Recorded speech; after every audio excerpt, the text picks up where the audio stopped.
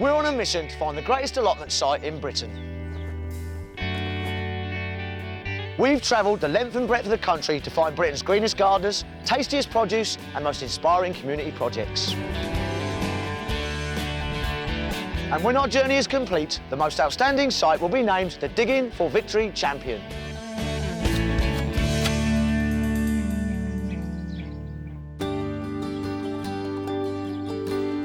Welcome to Digging for Victory. We're here at the Long Barrow allotment sites in sunny Bournemouth, where 130 plot holders are grafting away to make this site spick and span in their bid to reach the grand finale. And if they do, they have the chance to become Digging for Victory champions and also win a prize worth £2,000. Of the 10,000 allotment sites in Britain, Long Barrow in Bournemouth is one of just 9 that have been selected for the final stages of this competition. Each of the chosen sites impressed a team of experts with their gardening excellence and superb community relations. But only one site can become Digging for Victory champions. Across the series, I shall be visiting each of the 9 sites to choose our winner. And helping me with this difficult task is allotment expert Hannah Genders. 20 years ago, she was the first woman to take on an allotment plot at her local site in Birmingham.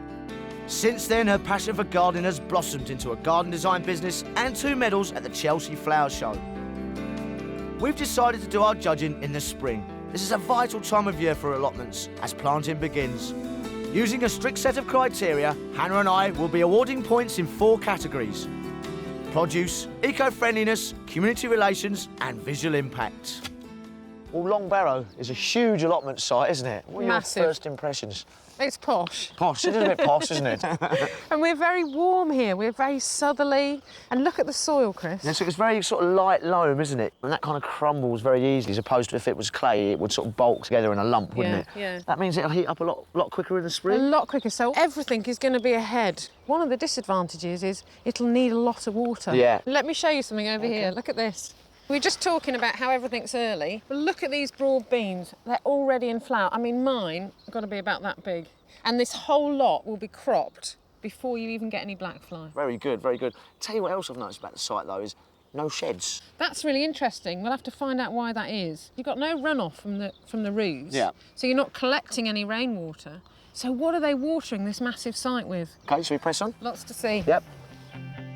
In today's programme, Hannah and I will enjoy some fine Italian hospitality from Long Barrow's Mediterranean allotmenteers. We'll be getting a parsnip masterclass from a veg-growing champion. And we'll be meeting some busy ladies who found that their allotment is the perfect place to wind down. But before we get to the nitty-gritty, Hannah and I are getting the lowdown from Chairman Peter and Secretary Jill. Well, there's 2 people who look happy in their work. They certainly do, don't they? It's a very big site, isn't it? How many plots do you actually have here? Over 100. Yeah, 120, 130, something like that. So that's a lot. So there's obviously quite a big community here, isn't there? So... Yeah, that's right. Yeah. And one thing that really strikes me is the lack of sheds. We're not allowed sheds, greenhouses or livestock. It's a stipulation of the lease. Yeah. Personally, I'd love a shed and a dozen hens, and Yeah. I'm not allowed either. It's quite strange that an allotment site having no sheds. Who made that decision? Was it a bureaucratic thing? It's a covenant on the land. Did they move you from somewhere else, or it's the first allotment site in Bournemouth? No, we were half a mile or so away, Yeah. in the middle of a housing estate. They needed that piece of land for building. Yeah. Initially, we resisted, but they said to us, "Oh, this is what we could provide." And we thought, keep talking here, you know. Yeah. Keep bribing us. That's right, yes, that's exactly it. Yeah. So the fact you've got this nice, warm climate, Pete, does that mean you can grow varieties that, say, I wouldn't be able to grow a bit further north? I think it does. We can grow such things as peppers and aubergines outside. Yeah. Whereas, you know, further north, maybe you have need to to grow cross them them in all. you need to grow them under cover. That's right, that's interesting. I think we should go and have a little spy on some of I think these we varieties. should see what they're doing. Yeah. We'll be hearing more from Peter later on. But first, let's find out how Long Barrow made it to this stage of the competition. The selection process began last winter as applications flooded in from sites around the country. Representatives from the National Allotments and Gardens Trust and the National Society of Allotment and Leisure Gardeners were called in to help, and using their expertise, they nominated the 9 strongest sites. But now it's down to Hannah and me. We must visit each of the nominated sites and score them in 4 main categories: produce, eco-friendliness, community relations and visual impact. And when judging is complete, the 3 highest rated sites will go forward to our series finale. Each of our nominated sites has received a selection of gardening goodies worth 500 quid, just for reaching this stage of the competition. But the Digging for Victory champions will win a prize of £2,000 worth of vouchers for their site. Bournemouth's balmy climate makes Longbarrow the ideal allotment site to grow something a little bit more exotic. And for cousins Bernardo and Vincent, that means growing fruit and veg from their native Italy.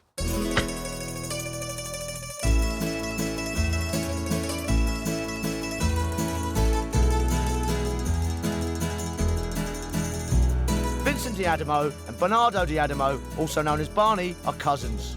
They settled in the UK 50 years ago and grow varieties they once enjoyed in their native Italy. Their big success last year was the produce they grew to make their tomato sauce. Between them, they made 300 bottles of the stuff. I grow a hell of a lot of tomato. It was all tomatoes. And believe you me, it was that sort of tomatoes I never see in my life. When we prepare the sauce, when we're cooking, we put some onions in it as well. We fry onions, we put some parsley, after you put tomato puree in it. We had absolute the best crop I ever seen since I've been in this country for the last 50 years. Vince's dad was the chief of police in Rome and wanted his son to join the force too, but young Vince scarpered to the UK, bringing Bernardo with him. They came straight to Bournemouth because of its southerly position in the hope that it would be warm. Today, they're sowing onions for the next batch of their sauce, although there's a little doubt as to who's in charge. We bought the master. Can't teach me anything else. No. Because I mostly know Everything. You think so? But there's no doubt that whilst Bernardo grows the produce, Vince's thoughts have already turned to eating it. I love onion with salad, a little bit of cheese and a couple of glasses of wine. I'll be well away. The cousins are proud of their plots and want to bring a taste of Italy to Longbarrow, so they harvest the very finest produce in order to create a salad to share. Red lettuce, Lattuga rossa. What a beautiful, what flavour. You call it finocchio, fanos. I bought the seed in Italy. Italian scarola. You eat it like this. Really bitter. It's not difficult to grow in the UK, winter and summer. Italian broccoli. Rabagavolacio si chiama. A scarola riccia. It's so lovely, you can grow in the winter and the summer. We're going to enjoy it. And the D'Adamos are hoping they'll not be the only ones to enjoy it. Mealtimes are a family affair, and today, everyone's family. Mortadella, lettuce. Before long, bottles are popped open and tomato sauce is flowing. My son-in-law, he closed this bottle. Very difficult. Yeah? More guests arrive, including Longbarrow's oldest plot holder, 92-year-old Wilf. Oh, lovely. Very nice. You recommend anybody that stuff, innit? Yeah. The one thing that won't run out is the sauce. Mamma mia. That's it. Cheers. Cheers!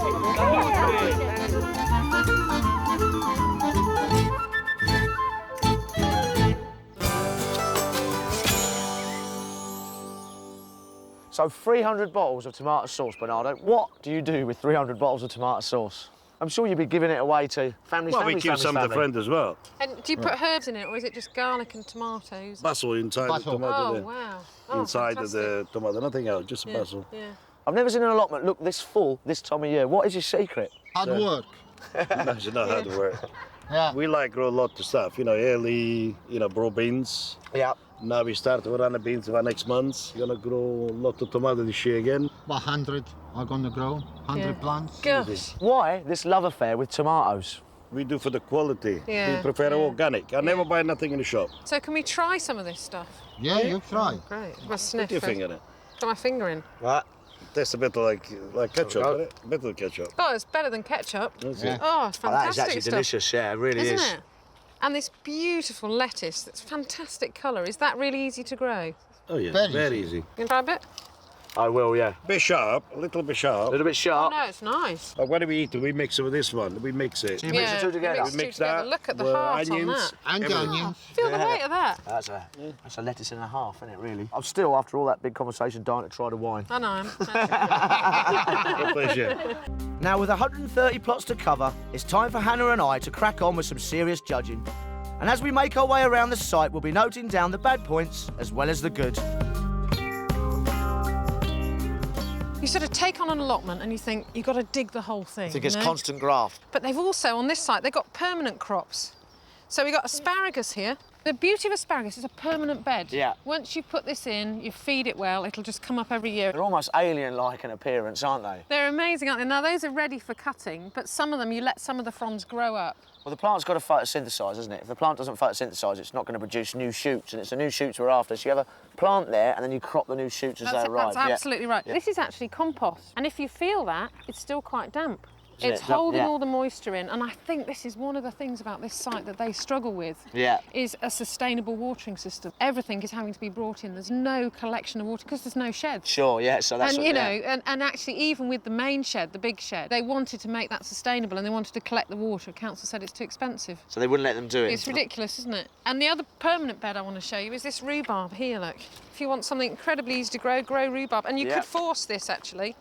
You could actually put something over that. You starve them of light and they stretch, yeah. And you get that lovely whitish Yeah, stem. yeah. And they're much sweeter. But on the whole, you know, lovely site. They've got a lot of pluses. Yeah. A few minuses, but a lot of pluses, Yeah. I think. Long Barrow have certainly made a very warm impression so far. Can Hannah and I find any cold spots, or will they continue to impress?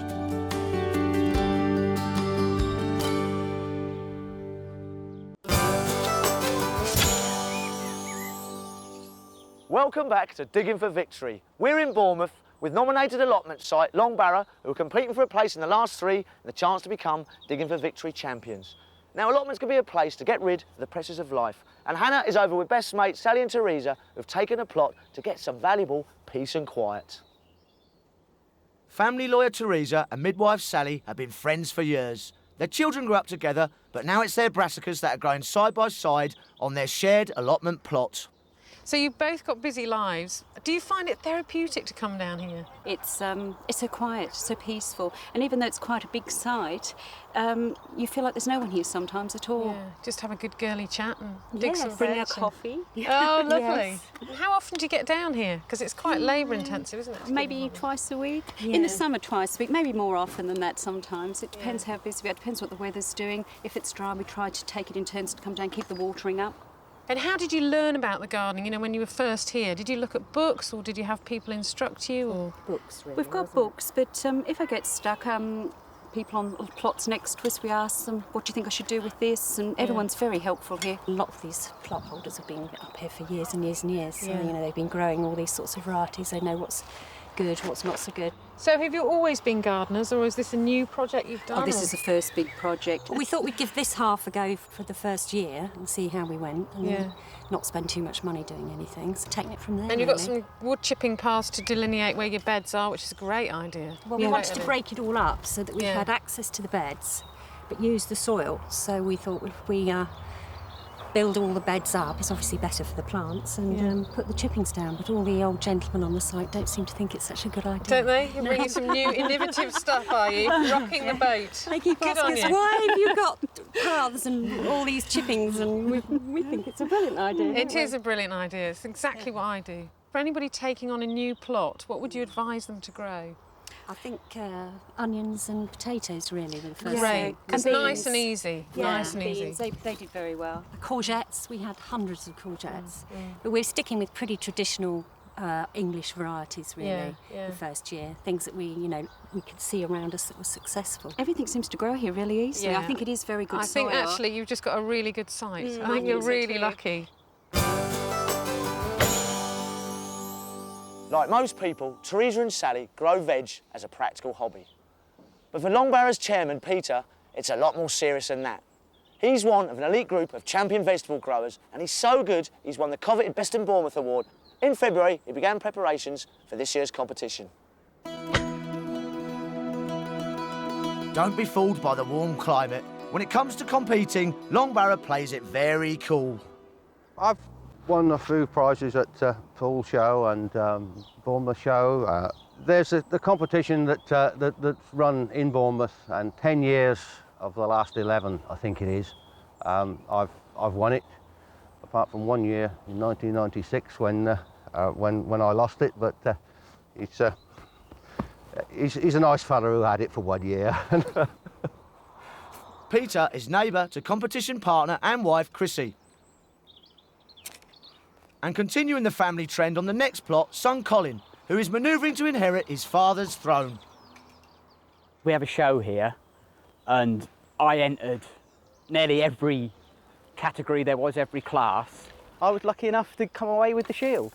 My dad claims he's entering next year, and it's his shield, and I'm just cleaning it this year, but we'll see. Competitive Colin may have his work cut out if he's going to catch his dad, who is already planning his latest showstoppers.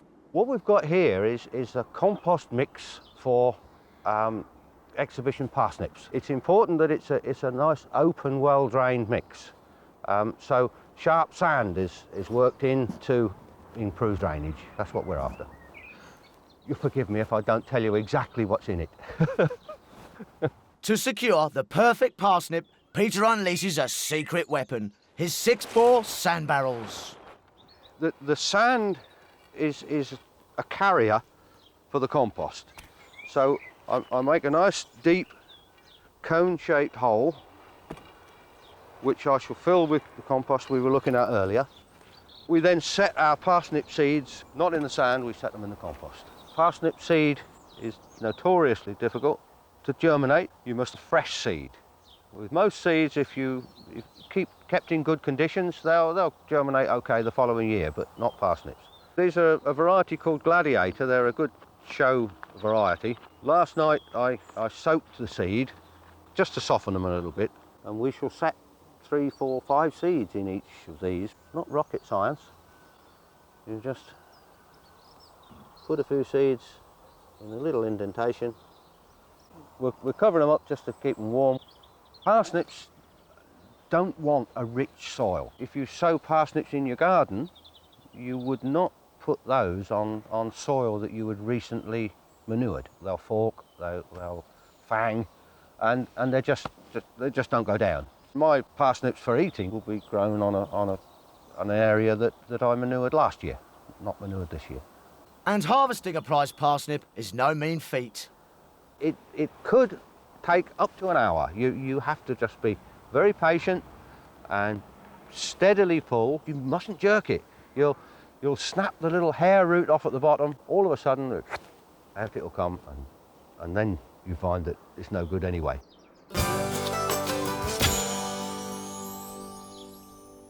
Well, we can't see a lot at the moment, Peter, but how do you think they're getting on? Fingers crossed at the moment, Chris. I don't know. Yeah. They're healthy enough. Well, they've all germinated, haven't they? Yes. There's been pretty good germination, but And that's where you water them, isn't it? I was really interested in that. You water from the bottom to pull yes. the tap root Later, down. when they're a little bit bigger, Yeah. this has got holes drilled in it. You just fill it up with water, and that seeps out into the sand further down. Yeah. And hopefully the parsnips go down for Yeah. it. So, Peter, champion veg grower, what else did you grow? I wouldn't say champion. Oh, don't be so humble. But I've got some carrots here, and over there I've got some onions and leeks that are looking very nice. Oh, fantastic. Should we go and have a look at those? Sounds like a plan. So these are going to be champion onions in a little while to Wow. come. So, Peter, what variety is this? These are Kelsey. And Kelsey, is that what's used for championship onions? Yes, that's the usual variety for... Why is that? Is that because it swells quicker, or is there a reason No, behind it? it's for its shape. Yep. Nice thin neck, and a good size. So they're quite dry in there. How much water would they actually need? They're better on the dry side rather than too wet. What are your top tips for becoming a championship grower? Set them early. Yeah. Yep. Lots of light in December. Yeah. Keep them warm. They don't need high temperatures, but they don't want frost. So growing vegetables for championships is obviously hugely popular. Why do you think people get into it? It's a lovely atmosphere. We actually help one another. We give one another seeds. There's no underhand stuff, I take it. No glyphosate at 1 o'clock in the morning. Right, hey. They're really good, and I'm sure they're going to turn into bumper champion onions. You don't have to be a champion like Peter to take on an allotment plot, and like Longbarrow, most sites are friendly and accessible. If you fancy joining in, then why not become one of the 500,000 people in the UK who rent their own allotment? In the 1930s, there were a staggering 1.5 million plots around the UK, and although the number has declined since then, allotments are becoming popular once again. The majority are owned by the council, who are required by law to provide land if the demand is high enough. The average plot size is 250 square metres, which is the size of a singles tennis court. Rent is generally around 25 quid a year, which makes allotment gardening a lot cheaper than going to the supermarket. Here at Longbarrow Allotment, near Bournemouth, our day of judging is almost at an end. So Hannah and I must compare notes and give scores in each of the main categories: produce, eco-friendliness, community relations and visual impact. Well, I think another toughie, really? It is actually, isn't it? I mean, they've scored very highly on something, so produce. Well, that tomato sauce was unbelievable. That was absolutely top-notch. It was. Well, I reckon Fantastic. they get full on for that. Most of the stuff they're selling in the shed is just F1 hybrids. Yeah, it's and it'd right. be lovely to see heritage stuff coming in there and encouraging it. Haven't really gone down that avenue, have they? You know, eco-friendliness, Chris. We've got to score them down on the fact there's no water recycling on the site, even though it's not their fault. Yeah, that's true, yeah. It's this shed business. OK, community relations. One thing that struck me about this place is obviously they've got a central building. Yeah. And that kind of everyone uses that. Everyone's in there for the tea this morning. So Yeah. I felt that quite homely. Visual impact, they've got to score high on this. Time and effort, love and care that's gone into it is it's incredible. fantastic. All the way down. They're in fours nearly all the way there. I think it's time for mine and Hannah's wine, isn't it? I reckon. Cheers! Well, thanks for having us. Be Barney and his magic beans. Peter, I hope your parsnips elongate to be prize winners. And we've had a great day, haven't we? We've had a fab day, yeah. This wine is superb, and I think we could be bribed. I think we probably could, actually. Cheers for today, and here's to the future and all that. Yeah, here's cheers. to Longbarrow. Thank you. Longbarrow are toasting a successful day, but raising their glasses as Digging for Victory champions would be the perfect way to enjoy the fruits of their labour. So, we will be celebrating with a Bournemouth bunch again. Or will they be pipped to the post by another allotment site? To find out, keep watching Digging for Victory.